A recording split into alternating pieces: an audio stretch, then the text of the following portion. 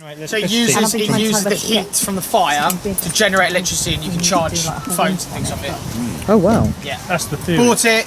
I like buying stoves and things. Stoves are one of my favourite things. Like you can see here, I've got loads of different options and things like that. I took it. It does work. It's really expensive, and it doesn't charge things that well. Yeah, it's great. They have lots of different products. They have a fire tray or whatever you want to call it that you can generate. It's like, oh, it's really like. So, and it weighs a ton, so you wouldn't want to put it in your bag, and it's massive. It all fits in this, so it's no smaller than that. It's just huge. So maybe as a base camp thing, but if you're travelling or doing anything like that, it's no good to you. What about a generator, electricity generator? Electricity generator, you're going to need fuel for that, aren't you? Yeah. We got a solar powered one. Yeah, solar panel, I mean, once again, you need to understand how solar panels work, because eventually when they break, you're going to need to have some kind of electrician's type background. Okay. Is this everybody that wants to come over? Awesome. So, got a couple of different stove options here, just to have a look at and talk about, and also when they're applicable and also when they're not applicable. So, some of you may recognise this. Oil. Yeah. If anybody did your Duke of Edinburgh's Award or anything like that, yeah, you would have seen this as a Trangia burner. So it's a type of stove. As stoves themselves, I don't rate Trangias. They have a lot of companies use them for that's the brand there, Trangia. It's a Swedish make, which is a shame really, because the Scandinavians normally make excellent outdoor gear. But this is just it's not a bad stove.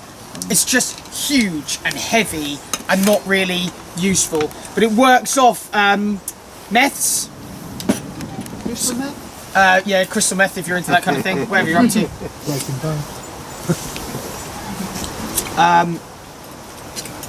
Yeah, so it works. I mean, if this is quite cold, so it takes a while for the mess to burn. There we go. So you can see you get a little bit of a flame there. I still use the mess burner. I think they're quite good little burners. They're good. I wouldn't really carry one in my pack. You've got then you have to carry the meths with you as well. So it's just added weight, etc., etc. They work on the system where you can seal it, so they are rubber sealed, and then you kind of put the flame out with this. Because you just starve it of oxygen, and then you put this on once it's cooled. You don't want to put it on when it's still hot, because you'll melt the rubber seal and then it'll be useless, and it'll leak meths everywhere. But that's a mess burner, and we've got that because I've got a couple of different setups here that require a mess burner.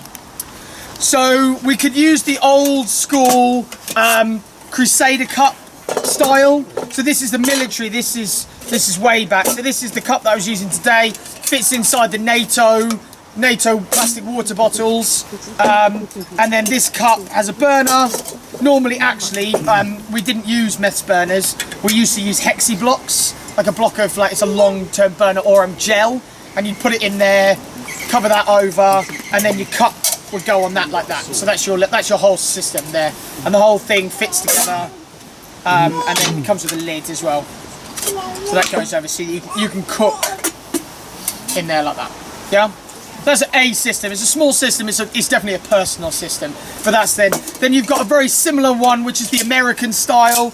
This is the American kidney slitters cup style. But this does work off a meths burner, and you just put that on like so, and then where's the lid gone? So that works in a similar kind of thing, similar kind of vein. This is a one-man kind of cooking system there. You could cook a small. You couldn't get a boil in the bag in there. You wouldn't be able to get a boil in the bag in there, but you could cook some rice or something like that. I normally use it if I'm going out walking and I'm just going to stop for a brew. I'm only out for a day or whatever. I would take that system. Other systems. So if we're just talking about cooking directly over a fire, cast iron Dutch oven, great bits of kit. Weigh an absolute ton though. This cast iron need to be well looked after as well. You can see if you leave them exposed, they start to rust very, very quickly. I've got stacks of these because we use these when we're long-term cooking. The great thing about these is that because it's cast iron, the heat radiates nicely. So if you've got the flame, if the heat is only on one side of the pot, it radiates that heat through the pot so it cooks quite evenly, and it holds the heat for a long time. I can make a murderous blackberry crumble in these things.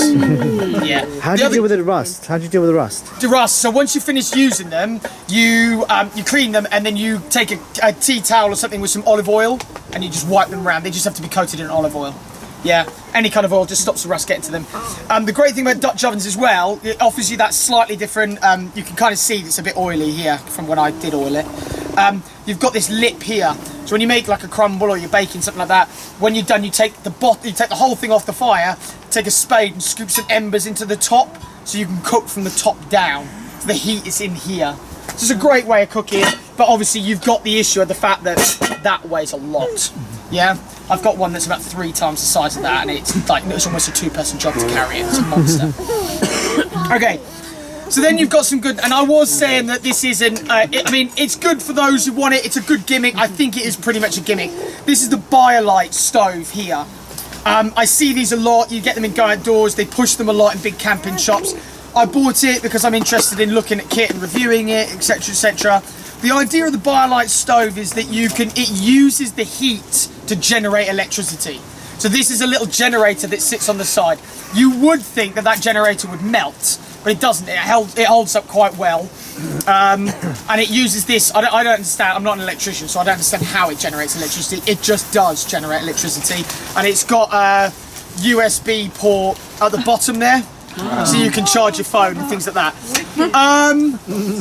Yeah, but you'd have to be sat keeping that fire going constantly for about 3 hours to charge your phone up, really. And it's such a small space that the problem with it is, like with the Kelly kettles, it has to have airflow. If it doesn't have airflow, because it's a wood burning stove, it just suffocates itself. And what happens very quickly is there's nowhere in the bottom for the ash to escape. So all that happens is you just start filling it up with ash and there's nowhere for the fire to be. And then obviously if the smaller the fire, the cooler the fire, it doesn't generate the electricity and then it just doesn't work. But if anybody wants to have a crack and try it out and just see what it is, you're more than welcome to play with it.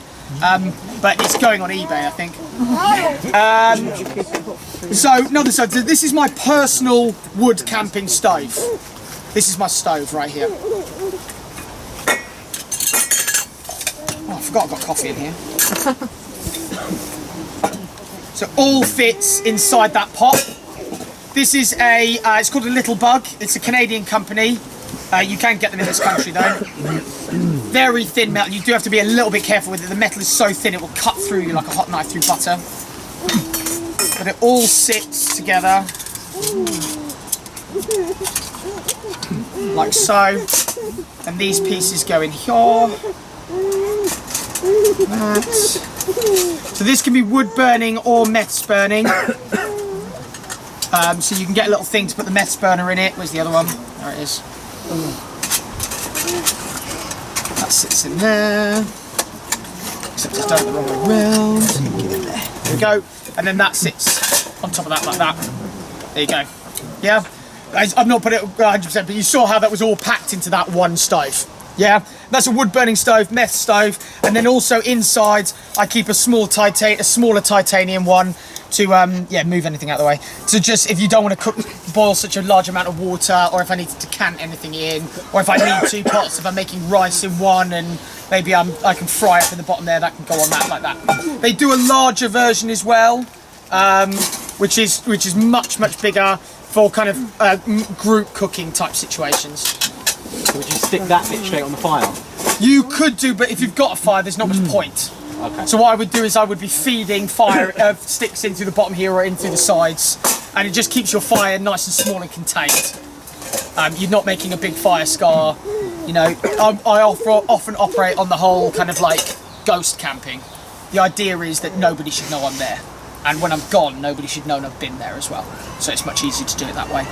But that's that system. And then inside that, I keep a dehydrated sponge, which you can see has been impregnated with fairy liquid. So I just covered some, so all I add is water to that, and I can do my washing up. And then a little collapsible titanium spoon. Yeah. And then 2 lighters, because they're stashed everywhere. Every pocket, every jacket, every rucksack. I've got lighters coming up my ears. Bubbly. And then No. and then a little leather deerskin pouch, because everybody loves coffee. It's a nice good pick me up when you're feeling a bit low. So yeah, just a little pouch of coffee. Yeah. So that's just another option. That is my woodland camping. That's normally what I take if I'm going out on my own and I'm going to the woods. I'll probably cook my dinner in that tonight. And yeah, it has this nice little bag. And then also I keep it in this bag here as well, so the whole thing goes in this. Because obviously once it's been over the fire, it's going to be really sooty and nasty. So I keep it in that so I can put it in my bag and not cake up my the inside of my rucksack with soot and anything like that. Then you've got the old classic Coleman burners. You can get single burners or 2 burners. They're great. They work on these trail stores, most garages, most petrol stations, all that kind of thing. They've normally got those kind of gas cylinders, and they'll last a reasonable while. How long do you reckon? Well, we went away and we used it specifically for a week, and we did everything on it a week. And that's boiling water for coffee, boiling water for washing, cooking over it, and we went through 3 in a week. Okay. So that's they come as normally as packs of 4, so they do last a while. I mean, there are tons of different. Yeah, it's butane, I think. Off the top of my head, I think it's butane. You can get them on Amazon in massive. Isobutane. Butane burns hotter and cleaner. Yeah, it burns hotter and cleaner. Obviously, they are temperature affected. So this will be less effective in cold temperatures. You will burn through more fuel quickly because it just doesn't work quite as quickly. But these are good. You can get them as single burners, double burners. We have a double burner that we take when we're going out canoeing long distance because I can cook for like 5 people really quickly. I can get some rice going and some pasta going and a bolognese going and things like that. So they're really, really good bits of kit. How much do the things cost? These things are like £5 for a pack of 4. Less than that, but yeah. Yeah, less than that. They are dirt cheap. And that's what's really great about them is that you can find these anywhere in the world. They don't have to be camping gas. Go with a camping gas stove. It could be whatever brand it is. I think Coleman's do a similar thing. These will work in a Coleman stove, and vice versa. They're just a standalone thing. You can also get an adapter that you can refill these with these. The same way as what I've got here is I've got an adapter that we use. I do a lot more mountaineering at the minute. That seems to take up a lot of my time, so I'm lightweight and fast. And you know, you go through these, and rather than chucking them away, I buy giant ones and refill the little ones using this thing here. So it just screws on. It tells you which way is going. So like you want the filler up on there, put it on there. I tip the big, so it's upside down to the one I'm filling, and I open it up like a gas stove, and it refills these. So yeah, that's When it's full. you know when it's full. You can feel it when it's full. But also, I may have brought it with me. If I have, I'll find it for you. You can buy a special little scale that'll tell you how full it is. So you screw it on the top there and hang it and turn it on, and it'll tell you how much the percentage is full by how much weight is in there. And what would be the reason for doing that? Just so as not to waste them.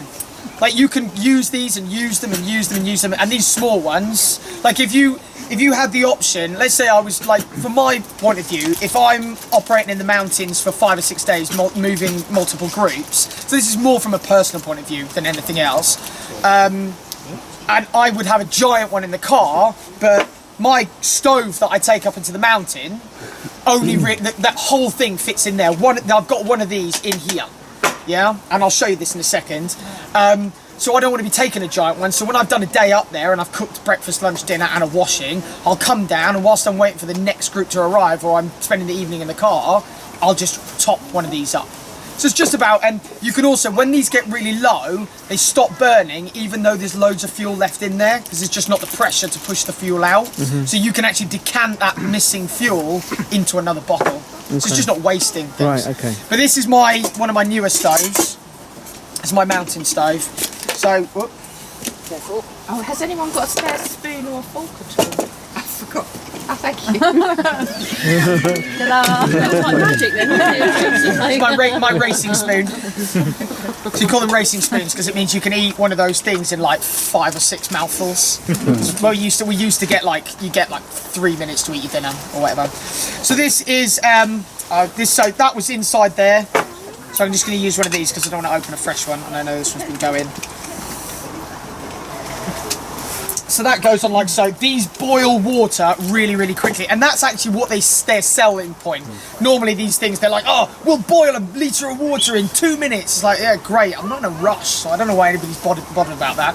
But yeah, that's normally what they sell on. The only downside I have to these things is they don't make them in titanium or stainless steel. They only make them in aluminium, and I do not like aluminium. I hate aluminium. The health risks as well to aluminium are quite high as well. So these work there like that. What I really like about this MSR's version is it's got the glow thing there. So when it's burning, you're aware, you can see it, because that blue gas in a high light situation like a day, you might not see that, but you can see that orange thing there burning, and then with some water in there that goes on, and they're specially designed to radiate the heat as rapidly as possible to boil them up, and then the lid goes on, and it can act like a pourer, strainer, and then on rough ground situations or on uneven ground, you can have little set of legs to keep them nice and level. This is the MSR version. I like MSR. I rate their gear. They're an American company, so take from that what you will. And then there's Jetboil, which are probably the big brand that do these kind of packaway stoves. Same system, exactly the same system, all fits in there. This is my wife's one. She likes this one because as it boils, this changes colour. So you can see when it's boiled or not. Yeah, because sometimes when you've got all that steam in your face, you can't tell if something's boiling. This is, she actually, although having said that, she managed to pour this full of boiling water down her leg during the summer. So, Oh dear. yeah. Silly Billy. Right. What's that one called again? This is a Jetboil. So these are good bits of kit, and I do rate them, these kind of pack-away stoves, and they are designed for lightweight, fast, like mountainous trekking and things like that when you're working on a personal system. But you can cobble together your own system that weighs half this amount. You could take a titanium tin like this, which still will fit a gas cylinder in it, and get like an MSR pocket rocket, which is a tiny little stove that screws on the top, and that weighs about half the amount that does. Yeah, so there are other ways. Right, I'm just going to show you. Sorry, I just need to grab my canoe barrel down here. Sorry. I'll just grab that. This is my canoe barrel. It's my cook. This is my kitchen. This is my camp kitchen. It's all cobbled together. This is an old Swedish Army rucksack, an MK30, I think they're called, and they come with metal frames. I love an external metal frame. And then I just bought a canoe barrel. These are dry barrels, and then I put lots of stickers on it because, hey, life is all about stickers. So this is our camp kitchen whenever we go anywhere. This is just things to think about. So, nice little cushion. Goes in the top there because everything's about comfort, so that becomes a chair now. Yeah. So everything's about comfort.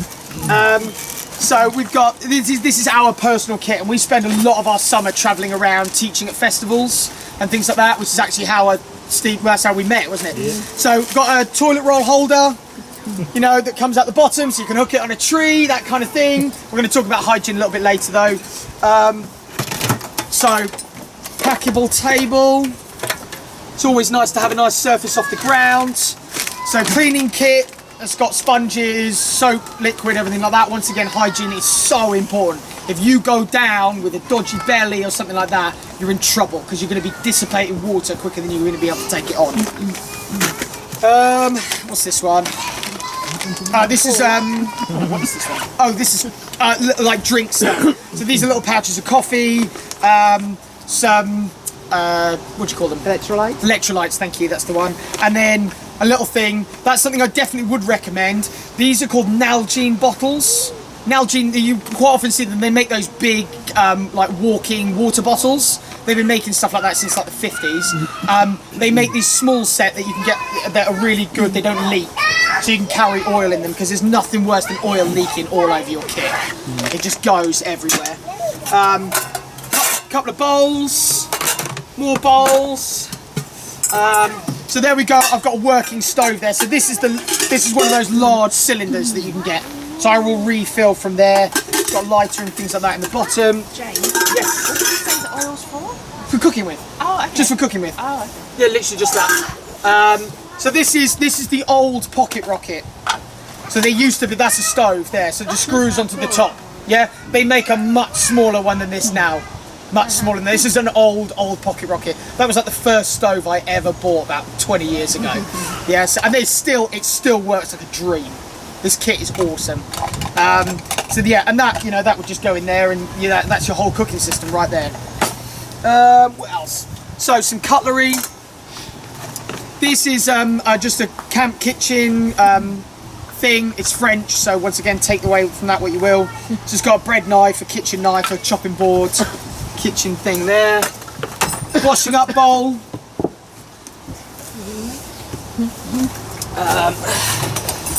Bottle opener, because yeah.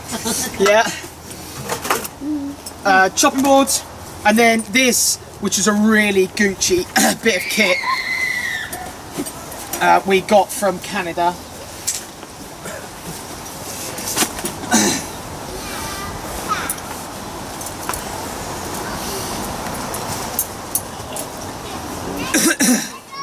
So it's a Packable Grill.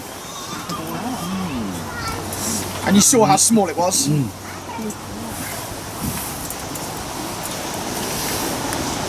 Good for doing ribs and stuff. Yeah. There we go.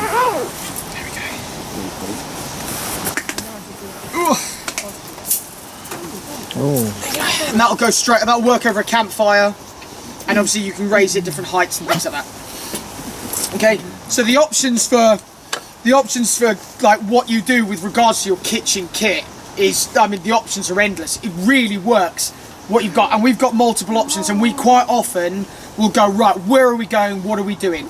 Okay, I'm going on a canoe journey, so I'm going to, it always comes in the canoe barrel, but it's like, okay, well, I'm actually only going on my own, so I need the toiletries, I need the cooking set, and I just need the stove, and that's it. And then I can use the empty space to fill up with other things. I might put some spare clothes in here, I might put all my food in here if I can fit.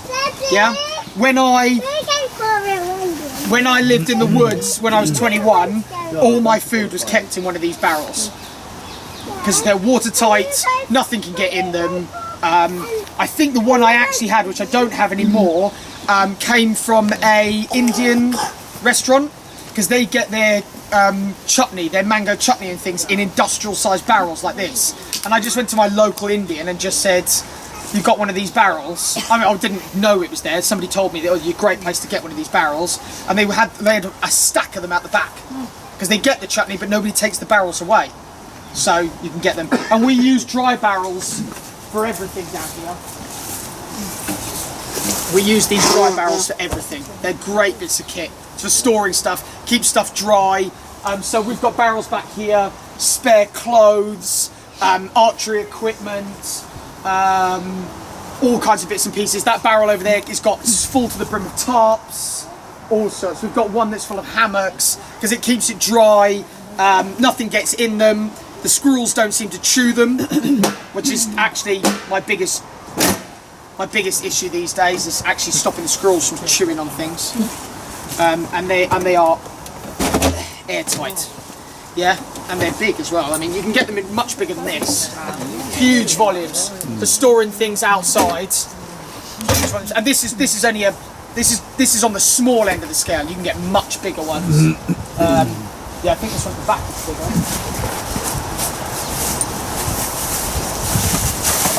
Is it?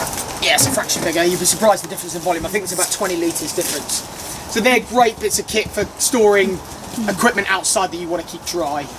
I don't think anything's in this one. Oh no, arrows. Oh, soft arrows, so we can shoot each other. We keep all kinds of bits and pieces. So that's kind of how that works. You can see the difference in the volumes. And there is another one on the table at the back there that we keep gloves in, and that's tiny. It's only about that big. So also, not only do you need to think about how you are making your kitchen, but actually how you're going to protect your kitchen, because guess what, the animals are going to take every opportunity to get into them. When it comes to food that you're not foraging, we were talking earlier about like tinned food. I've got some other options here. I'm sure you all know like what tinned food looks like, so I'm not going to bring tins with me. But I've got these which are Wayfarer meals. So these cook in this bag. You can eat them raw, they're all cooked. I say raw, they're not raw, they're cooked. You can eat them cold, or you can shake them all down to the bottom of the bag, fold them up, and they go into boiling water and heat that way. So I use those when I'm mountaineering because I can just carry a couple of those. They do breakfast, lunch. What have I got here? So I've got meatballs and pasta. I've got a sticky toffee pudding, and then this one. What is that? And they are all steak and vegetables, and they're good meals. This is what we used to get in our 24-hour ration packs when I was in the army. This is what we had. They come in sealed and silver things without all the colourful patterns on them, but that's what you've got in the things. 2024. So, and I bought this 2 years ago, so 6 years. How much would you? That's the one thing. Say again, sorry. How much would you be £2.50 each, yeah. And what they're designed for, because they're designed for trekking. So the calorie count in here is through the roof. Yeah, I think 2 of these. Let's have a look at the calorie count. I don't even know if it's on here.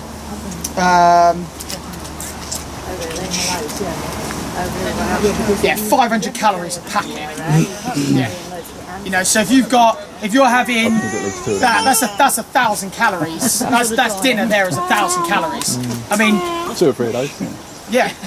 I mean, that'll fill you up if you're doing lots of exercise. Yeah, loads of exercise. The other options as well. Dehydrated food. Yeah, and you can dehydrate your own food. You can make this yourself. You can do your own dehydrating. This is a vegetable Mediterranean pasta, pasta carbonara, vegetable hot pot. You know, you could take, if you've got a dehydrator, you can make a spaghetti bolognese and lay it out on the trays and dehydrate it, and then just put it in. I don't know. I've never had a dehydrator. I'm assuming that would work. I don't know. I rely on somebody else to do that bit for me.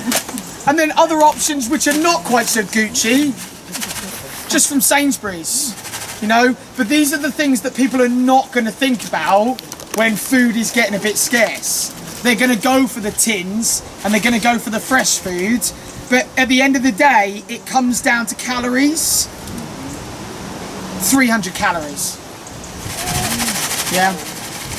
Because when it comes down to it, it's not a matter of, oh, did I get my meat and veg today? It's actually, am I getting enough calories in to keep my brain working? Yeah, there's loads of calories in that one. Yeah, so, and they've got good options. I'm not a massive fan of dehydrated food, although if you feel the difference in weight, feel the difference in weight on those. Yeah, much heavier. So because it's got all the moisture in it, so if you are going out for 5 or 6 days, so you've got 5 dinners, 5 lunches, 5 breakfasts, that's going to start to add up. Whereas, what do they weigh approximately? let's have a look. 300 grams. Yeah. Catch it. Hup.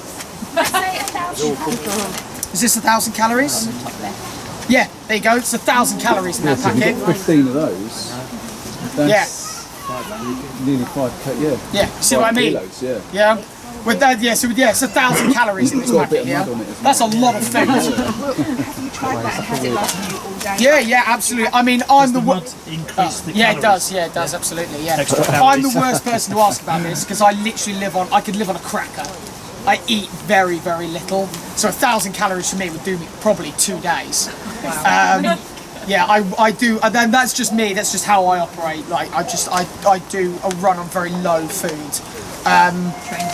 Yeah, maybe that's what it is. But yeah, that's a lot of calories for practically nothing. Feel the difference in the weight on this one without the added mud. Come on, what's happening today? How many calories in that? So that's 1,000 calories. Bearing in mind that the average man is meant to take 2,500 calories in a day. That's more than a third of your daily intake right there. Nearly half. 2 of those would do a day. Yeah, more than enough. Yeah, depending on, of course, how much you're doing.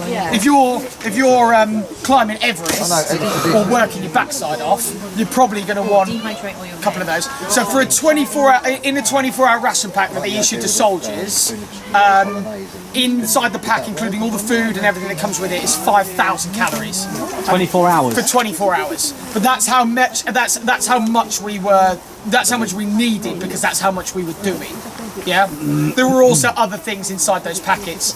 It's a little bit of a. There's some people think it's a myth, but I mean I experienced it. In a 24-hour ration pack, you used to get biscuit browns and biscuit fruits, and the biscuit browns bunged you up so you didn't need to go for a shit, and the biscuit browns loosened you up so that you could go. So you'd have the biscuit browns for like with your breakfast to seal you up for the day. If you're on manoeuvres, you don't want to be going, oh, hang on a second, guys.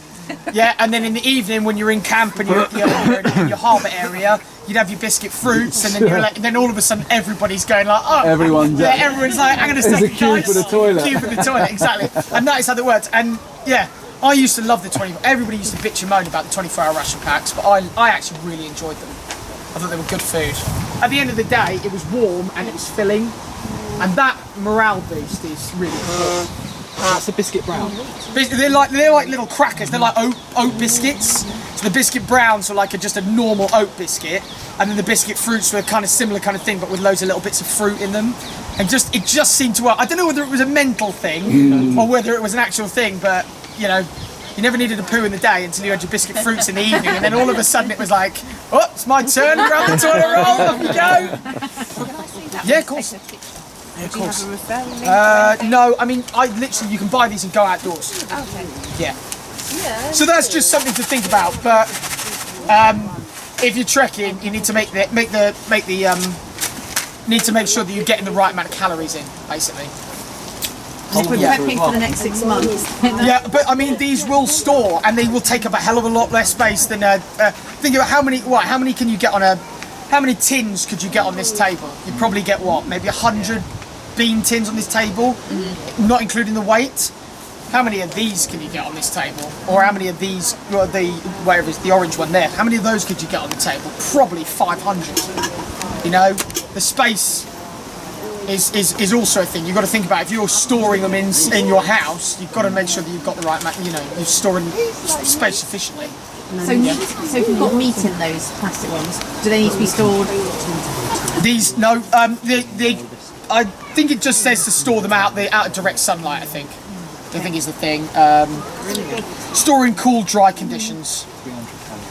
And the meat ones last just as long? Just as long, yeah. Yeah, it's all sealed. It's all sealed.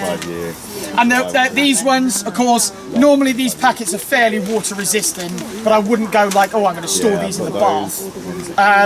But obviously, the benefit of these is that obviously they last that much longer because there's no moisture in there. Let's see what the use by date is on this one. So yeah, I bought this about 2 years ago, and the use by date on this is July 2025. So that's what, 7 years? Wow. Yeah, so. Like, group booking? Yeah, so, but the dehydrated ones tend to be about double the price of these ones. What? These are £5 quid a packet, so they're quite a bit more expensive. But you can make them yourself. If you got yourself a dehydrator and a vacuum sealer, you could make these yourself. The secret is just removing the moisture. That's what the secret is to the whole thing. But yeah, it takes up a lot less space than tins do, and probably more nutritionally dense than tin. But then how long would you know that it would last for? You'd probably have to just say to yourself, right, okay, look, these ones last 5 years, so what I'm going to do is I'm going to say that anything I make, I'm going to put a 4-year sell-by date on it. Yeah, just so that you know that you're inside that, in that safe zone. You know, does that make sense? Yeah. Yeah. And how would you rehydrate them as well? I mean, this sell-by date on this one, the use-by date, sorry, is on this one, what did I say it was? 2024, January 2024. You probably could eat this in Christmas 2024. Right. But, like, I probably would have eaten it before then. I would have just been like, oh, it's coming up to January, I'll get rid of that now. How would you rehydrate it? With the rehydrate ones, what you do is you rip the packet open and then you pour water in. Yeah. Give them a bit of a stir, leave them for a while, give them a bit of a stir, and the water just soaks in and they rehydrate. Yeah. If you guys are here late enough, I was going to have one of these for my dinner this evening, so I'll do one of the rehydrated ones so we can have a look. Or we can open a couple of them up and we can have a go. Don't mind at all. Yeah, at all. You can open some of them up and everybody can try one if they want. Not a problem at all. Cool. Happy with that? Yeah, does that make sense? Any questions? I know it's a lot of information really quickly. Yeah. But yeah. Luckily the door's recording it all. Yeah. Yeah. And also my Essex training that I can talk at a bajillion miles per hour. My pleasure. Yeah. And then, they normally, these packets here. That's why you need that spoon. That's why these spoons. Yeah, because there's nothing worse than trying to eat with a normal spoon and then you have to put your hand in the packet and you've got all the sauce all around your hands. But yeah, we call these racing spoons. They used to live in the top pocket of your jacket because it'd be like, right guys, we're stopping, you've got 20 minutes. And you just rip it open and like, you just eat one of these in like 3 or 4 minutes. Yeah, cool. Has anybody got any questions? Why is that so thick? Why is what so thick, sorry? Why does this need to be so big? Because my wife bought it for me for a present because it says... It comes in pints. It comes in pints. We're big Hobbit fans. Okay. We're big Lord of the Rings fans, so... Yeah. So as we go through the front door, we've got a big sign that says Hobbit Hole on the front door. She's got like 9 million copies of The Hobbit. And if you make yourself ill, you're in big trouble. Yeah. I'm sure we've probably all been there before, where you've been abroad and you've eaten something and the next day you get the bit of the deli belly and things like that. That's not normally actually to do with, it's not the food or anything, it's normally to do with what they wash the food in. And it's normally salads is actually what does it. But I've just got some options here. This is what I personally use as hygiene kits. So notice I've got my personal hygiene, so this like toothbrushing, washing, things like that. And then I've got this kit here. No points for guessing what this is for. Okay, yeah. And it's important to keep those separate. You don't want to mix these things up. You don't want to keep the same stuff that you use or anything that you touch around toilet time anywhere near your toothbrush, basically, because you're going to make yourself ill. But I've got some options in here that we've looked at. Bearing in mind that I've probably taken more poos in the woods than I've had actually in a toilet at home. So there are lots of different options here and I've kind of tested them all out. So obviously, really, really important, toilet roll. Yeah, you can use a leaf. It is alright, it does work, not as well as you might think it does. There are some leaves that are better than others, but there's nothing wrong with good old-fashioned toilet paper. And then you burn it when you're done. Don't bury it, don't bother with biodegradable toilet paper or any of that bollocks. Just burn it when you're finished. Yeah, that's the best way to get rid of it. Best way to do is dig a little trench or a little hole, deep enough that you can obviously do your business in there. Once you've done your business, set fire to your toilet paper, put it in the hole, wait for it to burn away, and then just cover it back over. Yeah? If we're in a long-term camp, we would build a big trench. So if we were here and it was us and we didn't have that toilet up there, we'd build a trench maybe about 6 to 10 inches deep, nice and long trench, 2 meters long, and then we would just work our way down the trench. Leave the mud that you've dug on the back side of the trench, you go in there, squat down, do your business, and then you just take a little bit of that mud from the back and just cover it over and burn your toilet paper in that trench. It's the best way to do it. So we do it, and as far away from camp as you can get it. Yeah, the further away the better. If you're at the top of a hill, make it downhill. Yeah, so you've got no issue. You don't want to be uphill and you're downhill and affecting your water sources or anything like that. Okay, so toilet roll.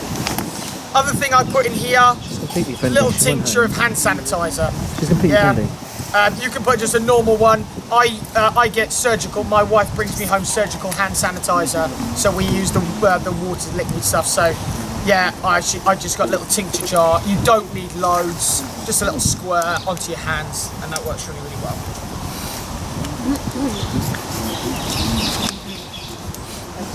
Head torch. Yeah, more important than you might realise. And I also have head torches stashed all over the place in kit bags and things like that. You'd be surprised how quickly you go, I'm just going to go and get some sticks for the fire, and then by the time you get back it's pitch black. And that's when people hurt themselves, is in the dark. And the same thing goes, like if your toilet is 20 minutes walk away from camp, I'm just going to go for a poo, you get down there, you know, you're fanning around doing your business or whatever, and before you know it, it's dark and you can't find your way back. So head torch is also really useful. Okay? And then the last bit of kit, oh yeah, lighter. You've got to burn your toilet paper off, lighter.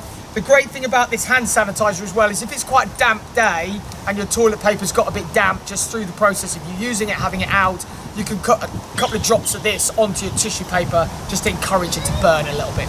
get rid of that. What's the problem with just putting the toilet roll on the ground? Animals. Yeah. Your poo tastes really nice to foxes. They're really good. That's why we don't put toilet paper in there as well. It's because they will, when I take that bucket and empty it at the bottom of the wood, they'll just dig through it, pull it all out. It's because of how much sugar we have in our diets. So they just like to dig it up, and then I have to chase them around the woods whilst they're streaming pooey toilet paper everywhere. It's no fun for anybody. So the other bit of kit I've got here, I've got a piece of pencil in there for some obscure reason, never mind. Okay, so this is another bit of kit that I use. This is kind of more for when I'm out in the mountains. Like when I'm here, I just use a spade or a stick.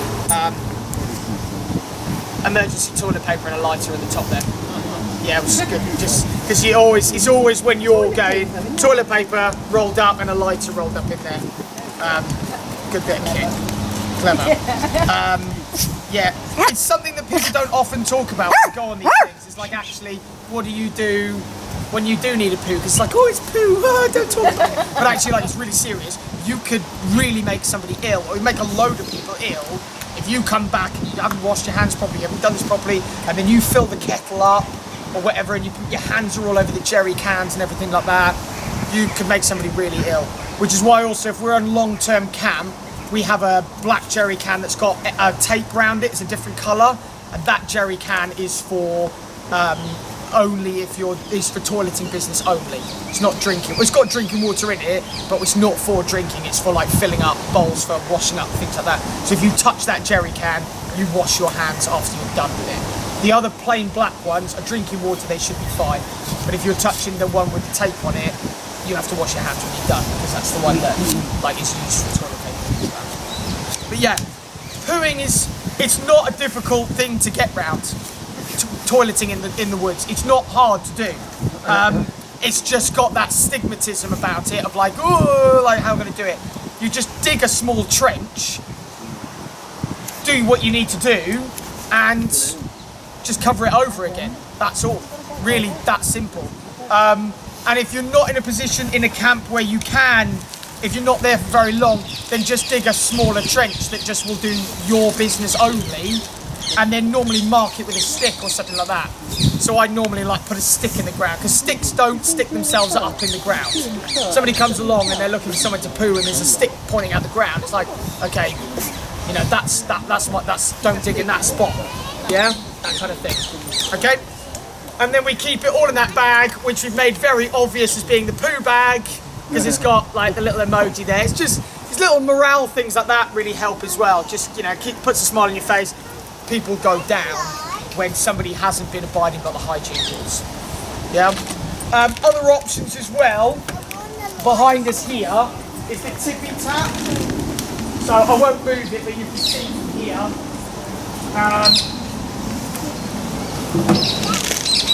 So we're not using it at the minute.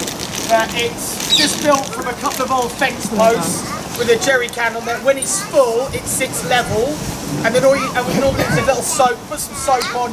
You put your foot on it, and it tips the water out. And then when you let go, the weight of the jerry can stands it back up again. It's like a little portable tap. It's called the tippy tap. It's another good little way of keeping the thing. The only thing you have to be careful with is with kids, because we're also really used to just turning the tap on and leaving it on because it's with water in abundance, whereas that will run out really quickly and then you've got to fill it back up again. So you need like wet your hands, soap, rinse your hands off, done. Whereas we're just so used to turn the tap on, put the soap in your hands, do this whilst the tap's running, put your hands underneath it, etc, etc. And it also means nobody has to touch anything over there either. So there's no risk of somebody going over there having to fill the tippy tap up and then getting their hands covered in, you know, whatever it might be. Yeah? Just because you can't see it doesn't mean it's not there. Okay? Then my personal wash kit. So I've got lots of things in here. I bought some extra bits as well. I kind of packed it out, some things that I wouldn't take. When I go on trekking and mountaineering, things like that, I just take some wet wipes, a bag of wet wipes, and just do bits and bits, neck, you know, all that kind of thing. That's good enough. Question. Go. Can you put the baby wipes on this one? Yeah, baby wipes will burn away. Yeah. You can just burn them away. Obviously, they're not going to burn very well because they're wet, so you're not going to be able to take a lighter to Wobbly, calm down. but you can burn them on a campfire. What I do with wet wipes is I always have in my wash kit is a couple of little Sealy pack bags, sandwich bags. So if I'm up in the mountains and I've washed myself or whatever, I don't even bother taking toilet paper when I'm up in the mountains. I just use wet wipes for everything, and then all that goes into a sealed bag, and then it just goes into the bin when I get home. Or quite often I'm back here and I'll just be like, sort my kit out and I'll just chuck it straight in the fire, burn it all off. But yeah, these are really, really good. It just keeps all that dirty stuff away from good, clean stuff. But I keep them in here. So yeah, another lighter. Stashed them everywhere. Always need them, yeah? So in this top pouch here, I've got lots of different bits and pieces. Great bit of survival kit. That will hold 2 litres of water. Yeah, I don't know why they designed them so they can hold 2 litres of water, but that is a sterile piece of kit that will carry water, 2 litres of it. Yeah, so as much as it's kind of, woo, yeah, look, it's like, that's a really useful bit of kit. If somebody burns themselves, yeah, that'll cover a burn. They burn their hand or whatever. I know it's going to look stupid, but it's better than they get an infection. And burns are really easy. They get infected so quickly, yeah? And also, for the use that it's intended, yeah? It's intended use. You're out, you don't want to be putting yourself in a situation, but, we all have needs. So it avoids you getting into any situations that you don't want to be in, yeah? So that's something to think about. Small little sewing kit, teeny tiny little sewing kit, and then this is a really important one, mirror, yeah? If you're having to look after yourself and you can't see, you cut yourself, ticks. Anybody ever experienced ticks? They are miserable, nasty little things, but they get in places that you can't get to. And unless you've got somebody who's willing to do a good tick check, and that means looking in places that, unless they're like your better half, you don't really want them looking, a mirror's a good option. Getting into bed at the end of the night, before you get into your sleeping bag, get in the mirror, because that's where they like to go. They like to get up into here, in between your toes, along your hairline, behind your ears, in your armpits. I was with a guy yesterday running a first aid course. He had 6 at one point on his penis. Yeah, literally because they like damp, warm areas. What are the dampest, warmest areas? Armpits, head, up in here. And if you get Lyme's disease, that's not a laughing matter. That's a lifelong illness there, and it's crippling. Lyme's disease is crippling. So a mirror is a really good, and then also great for signalling. Flashing that you can see that from miles away. Flashing mirror, miles and miles and miles away. But yeah, the reason I carry this is for ticks. You work in an environment like this. Ticks like long grass and ferns. If you're walking through long grass and ferns in the park or whatever, a tick check is required. Yeah. So when would you get Lyme disease? If it's in you for a long period of time, I think it's like 48 hours if it's in you for longer than 40. But they can be in you and you have no idea they're there. No idea. I've only ever had one, and it was right in my ankle bone, which is really weird because it's a really weird place for them to be. But it's another level of itchy. You've never experienced itchy like that before. No, when it was in, which is how I found it. But then I've spoken to other people who've had them in their armpits and in between the groin, under your balls, things like that. Not necessarily your balls, but they said they literally had no idea they were there. They just can't feel them. I think it was itchy because the skin is quite thin on that area, whereas that's quite a fatty area and it's soft and it's warm. But they get in there, so you need to get in there between your butt cheeks, like right in your ass crack. Do they crawl down your clothing? Yeah, they crawl down your clothing. They normally go up inside your socks. So that's why if you're ever in there, like trousers tucked into socks is a really good one. But they're tiny, they could be crawling up you and you not even realise they're there. What do you do about them? Crawl across the skin, you wouldn't know. They are so small, they're cheeky little buggers. It's certain times of the year, isn't it? Yeah, and it's also the environment. You can learn the environments that are there. They're like anywhere that's populated by like bovine or deer. Yeah, deer. But and also how they strike. they sit on ferns. Anything that's droopy, like grass and ferns, they sit on that and wait for you to brush past and then jump on you. That's how they get on you. And what do you do about them, James? Tick removers, which I'm now just thinking to myself, do I even have my tick removers with me? But I don't think I do. Doesn't your dog get I was sorting. If you Doesn't your dog ever get? Well, like, because she's white, she's never got one because I've always found them and you got don't, them yeah, off you her. don't want to just pull them out. If you she's break white, them in so- half, if you they bury their head. So what they do is they breathe through their backsides. So they bury their head in your body and just have a great time, live their best life. And they just, if you try and pull them out and you snap them in half and leave the head in there, that's when you've increased your risk of like any kind of infection or anything like that. And they're really tough to get out. You can go to your vets and just get tick removers. Yeah, we've got one. It's a little plastic thing. Yeah, it's like a little hook, and you just hook it over the tick and twist it, and they pull out. I did hear, although I've not tested this theory, I did hear a story that you can also put a large quantity of Vaseline over the top of them because they breathe through their arse. You suffocate them, and they kind of climb out because they're like, oh, I can't breathe, and then you get the little buggers. And when you've got them, don't piss around with them. Just get rid of them straight away. Flush them down the toilet. Don't be sitting there squishing them. I've heard stories of people squishing them and it getting in their eyes and they've got Lyme's disease that way. Yeah, it's nasty stuff. So, and it's not worth it. So just get rid of them straight away. I don't know. I've done this. I managed to get some. Stole your chair. Yeah, it's becoming more and more. Sorry. Do you mind? Yeah. No.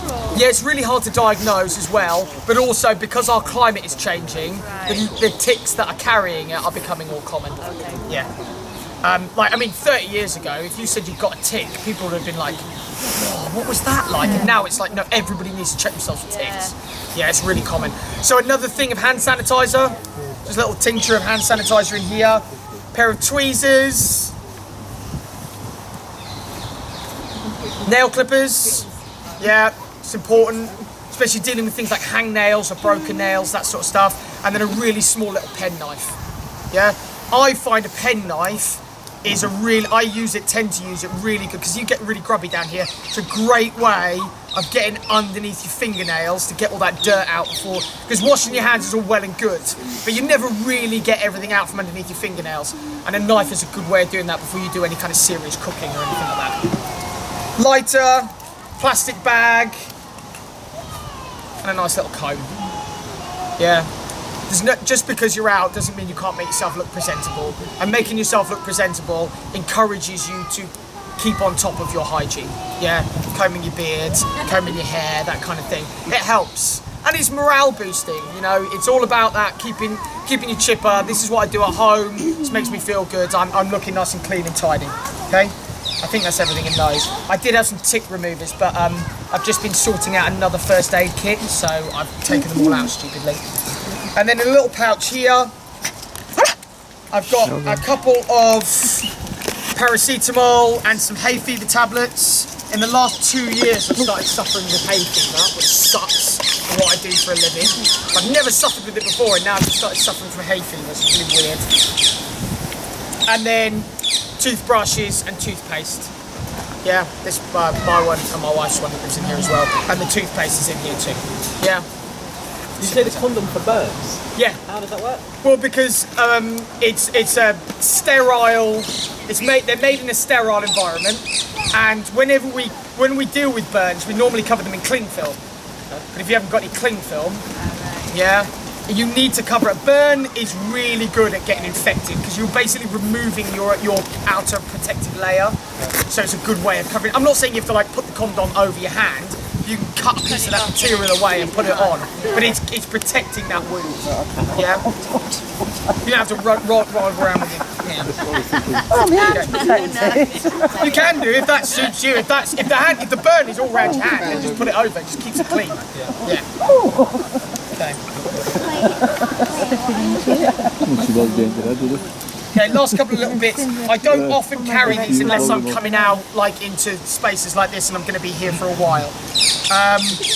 But this piece of kit is amazing. I love this. You kind of have to build it yourself, but you get the parts. So this is a tippy tap, not tippy tap. This is an Andy Handy.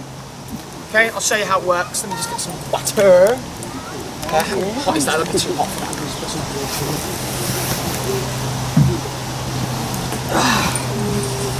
Homemade shower, is it? Basically, and hand washing and all sorts. I really need to wash my So it goes like this. It's in a dry bag, and then all you do is tap the bottom, and it'll give you 2 seconds of drained shower water. I've showered with this.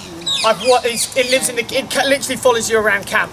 So if I'm in the kitchen and I'm cooking in camp, this is in the kitchen, and then what I've got here is a bar of soap in a net bag, an old goggle bag or something like that, and then I will seal that up. I use the use this the other way around, go that way, like that. So that lives on there like that. So then I can tippy tap, get the soap wet, wash my hands with the soap just inside the net bag, and then drain that away, and you can keep that there. And I've showered with that as well. Do you want some water? Steve. I'm gonna get wet. Yeah. So yeah, and then that's just some nice eco-friendly soap as well. Just What's that device called? it's called an Andy Handy. Well, not a handy. Not a handy Andy, an Andy Handy. Yeah. It's a Swedish design. I only know of one place in this country that you can buy them. Other than that, you have to import them from Sweden. So yeah. Nice hot shower then, yeah? Yeah. No, you can put. I've had some. You can get lukewarm water in it. You put some cold water in it, and then maybe put a cup of boiling water in it, and it'll be warm. But hey, there's nothing wrong with a good cold shower. It'll wake you up. The other thing. So what you have to do. So this is just a normal dry bag that I bought, and then what you have to do is get the right. So I got a drill bit that was the correct size for the hole. Heated the drill bit up, and then pushed it through the dry bag so it melted the right size hole. And then it's just a double sealy, so it unscrews, you put it up through the hole and then screw it from the inside, and that sits there like that. And then you can just hang that up and shower. Yeah, really good bit of kit. So, and Really, where'd good you buy bit it of from, James? Okay. James, where'd you get it from? So Woodlaw is the only company that I know in this country that sells them. It's the only company I know that sells them. Oh, they sell them on Ray Mears' website. Yes, yeah, Woodlaw. Yeah, that's the only place you can get them in this country. Other than that, you have to import them. Oh, it's the last one. And then the only other things that I've got in the bag is a little porous sponge, because it's nice when you're having your shower to put some because you're going to have to think of this in water in a different manner. This is a soak, wash, rinse, not a turn the shower on. I mean, I'm the worst for it. I could easily have an hour-long shower. I love being in the shower. It drives my wife up the wall, and our water bill up the wall. But yeah, it's a jobby of, get some soap on there. But also, if you're doing a bits and bits wash instead, so rather than you don't have time for this, you heat up a bowl of water with some soap and this sponge here, and then you get some soap on it, and then you can stand there and wash what you need to. Have a field wash, as we used to call it. Yeah, it's got a little. I've put a little hook on it so I can run it when I'm in camp. I run a thin line between two trees so I can hang a towel on it. I can hang this on it. It keeps it nice and dry, etc., etc. And then the last little bit is just a little hand towel. Pop the packs away, nice and easy. And that all fits in here. So I've got a kind of portable bathroom. Basically, I can have a shower. I can have a wash. I can brush my teeth, which is one of my favourite things to do. I literally couldn't live if I couldn't brush my teeth. And then I can dry my hands. And then this all, when it gets home, it all comes apart and it goes in the wash and it gets nice and clean, and then it gets rebuilt and put back away, and the kit lives ready to go for the next adventure, wherever it is that I'm off to next. But yeah. But your hygiene is your #1 priority, and that bag is quite a bulky bag, really, if you're thinking about pack space for actually what it's for, just your hygiene. But that actually just goes to show how important your hygiene is. If you go down with, athlete's foot or anything along those lines, or you're just not washing properly and you get sores, it's not long before we're talking about blood infections and things like that, and then we're in real trouble. Yeah. So What would you do when it's really cold though? We still kind of strip off. before you get here tomorrow, I will probably be having a shower. So yeah, hopefully before you get here. Otherwise, it'll be a nasty surprise for you and me. Do you have a list of everything that's in there? don't, but you're more than welcome to take pictures if you want to. I can lay it all out and you can take pictures. It's all on, it's all on camera as well if you want to film. Yeah, I'll put it to everybody. Yeah. And this is just I just got this from I think Cadet Direct. So they're a company that they specialise in kit for cadets, hence the Cadet Direct bit. And this is just a nice little bag that fit everything in. That's all. So yeah, it all fits in there. Normally I've got some tick tweezers. Actually, my tick tweezers actually might be in my first aid kit, which is why they're not here. Aloe vera gel. Aloe vera gel is good. When I take wet wipes, the wet wipes I take are tea tree wet wipes, or aloe vera wet wipes, not just plain ones. Those ones, because they also act a little bit like a mosquito repellent as well, and they've just got that kind of slightly better antiseptic properties to them. So yeah, those are the ones I take, and I just put them in that pouch rather than have all the other stuff in there. And just when I'm in the mountains, I'm just, do what you need to do in between your toes, that kind of thing. I didn't bring it with me stupidly. I didn't think to, but I was like, I'm not sure it's relevant. I have a dry bag full of foot powder.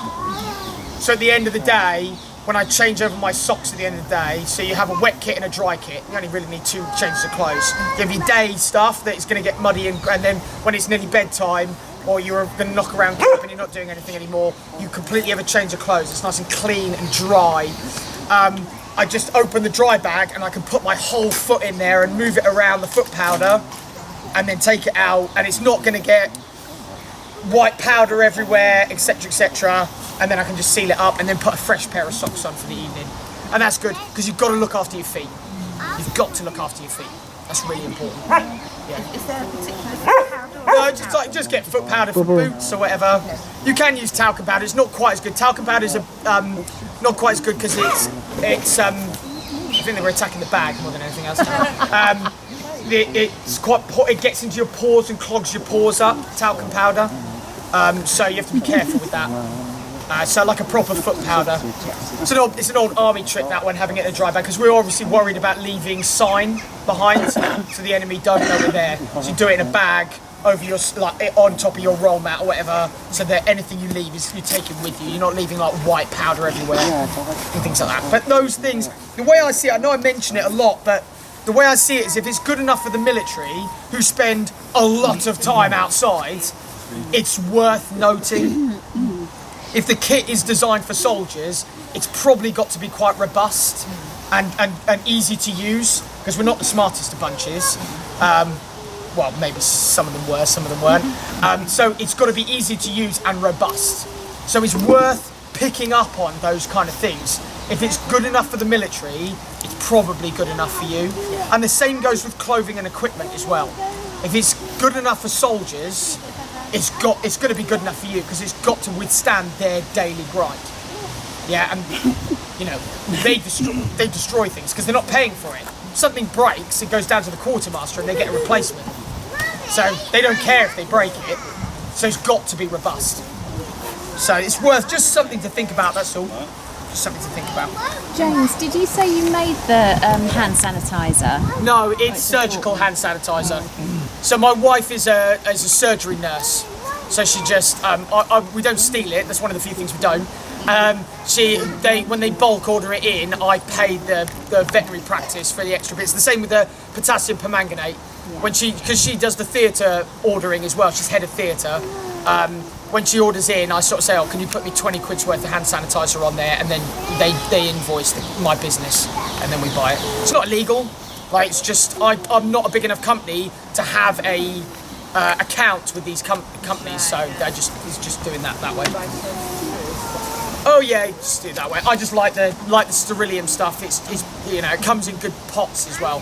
So it's a shame really, because just before the lockdown, it was £4 a bottle for those little bottles that were knocking around that we were using. One of these bottles, this is it here, was £4 for a bottle, and then just as the lockdown started, it went up to £40 a bottle. What? £40 a bottle. And I was like, if I'd known that, I'd have put £1,000 on the table. We'd have made like 40 grand. And people were buying it on eBay for £40 a bottle. Yeah. Because this was right at the beginning of the lockdown when everybody was like hand sanitizer and gloves and like, oh my God, it's the end of the world. So people were like making hand sanitizer and selling it for £10 a pop, you know. So this stuff here, which is, you know, hand disinfectant that they use for the surgeons, I was like, oh, if we'd known that, I'd have put £1,000 on the table. I want a crate load. We'd have made a fortune. We'd have paid the mortgage off. Yes, buddy. You have to take the tick off when you use the tick tweezers, or can you just do No, you've got to use tick tweezers. You don't want to pull them off without tick tweezers. Yeah, this woodland, we don't have them. We don't have a big enough deer population, and there's not enough long grass here. But like something like your local park, if it's got those kind of ferns, yeah, walk through the ferns, anything like that, that's when you need to be thinking, ooh. So normally when I walk through these environments, the first thing I do is I walk through the ferns, is I will go like this and just try and brush them off. If they're on there, I'll get them off first, and that's just going to reduce that likelihood a bit further. And then at the end of the day, my wife has the fun job of me going, have a look in there, have a look in there, right, come on, that's it. Because that's what it takes, that's where they go. And you don't know they're there until it's too late. Especially for guys where we're a little bit hairier, it's much harder to find them in those dark spaces. Much harder to find them in those dark, hairy spaces. Yeah. If you've got a dog or anything and you go to the vets and ask them, quite often they'll give them to you for free. They just give them away. They're normally, like most of the vet practices I've been into, they normally have them on the reception desk, and you just, you know, just can take them. Yeah, and even then they're pennies. They're literally pennies. If you buy them off Amazon, you'll probably pay more in postage and packaging than you will do for the actual item. We made one out of a tiny bit of wood, didn't you? This thing got a tick and we didn't have a Yeah, it depends how big they are as well. Yeah, it depends how old they are. The small teeny tiny ticks, I mean, you don't know. But it looks like a tiny little piece of black paper sticking out of you. And then when you brush it, the paper kind of flops around. It's like a piece of paper. And yeah, and that's what I was like, oh, it's really itchy. And I was looking at it, I was like, I think I had a spot on my ankle. And then I could see the spot. Like every time I scratched it, either way, it flipped over, and I was like, oh my God, I've got a tick. I've got a tick, look! I've got a tick finally. But I was on a course with Ray Mears, and there was a guy there. We were all out, the woodland they use is full of ticks. It's an old deer, it's a shooting ground. And this guy got like 15 in a week. None of us got any, but one of them he got was in between, like right in his butthole. And he couldn't get it out, so guess who we had to ask to get it out? He had to ask Ray Mears to pull the tick out of his bum. Yeah, he actually he was like, Ray said to him, like, come down to my camp in a couple of minutes, and he was like, please Ray! Yeah, so that's a claim to fame for you. Yeah, please, yeah, while you're there, there's a pen. Yeah, so, cool. What do you like, Ray Mears was here? Yeah, leeches, we don't really get leeches in this country, but leeches, you just burn them off. Just burn them off. Take something hot from the fire and just touch it to the leech and they'll get off you pretty quick. Yeah, they used to say, they used to have a big problem during the Borneo, Burma campaign during World War II, because that's the environment you find them. And the soldiers used to just use a cigarette and burn them off. They'll jump off you. They don't carry too much. They just suck your blood, but they don't really. There's not too many. Yeah, use them. There's not really much risk. There's not much risk post leech. They don't leave like infection or anything like that. Yeah. So, but we don't tend to get them in this country. Yeah. We're very lucky. What we yeah. Oh really? Stick a link on her, she'll be fine. Yes, yeah. I mean, you think of that one in the Amazon rainforest that like swim up your urethra. If you pee in the rivers, yeah, like guys peeing in the river and it swims up the pee and goes into the urethra. And the only way to get it out is they have this little umbrella that they have to push up into your bladder, pop the umbrella out and then drag it back out and scrape it all out the inside of your urethra. Yeah, I mean, that's... Oh yeah, I'm sure it does. I'm sure somebody's out there going, oh, I enjoyed that. Yeah, no thank you.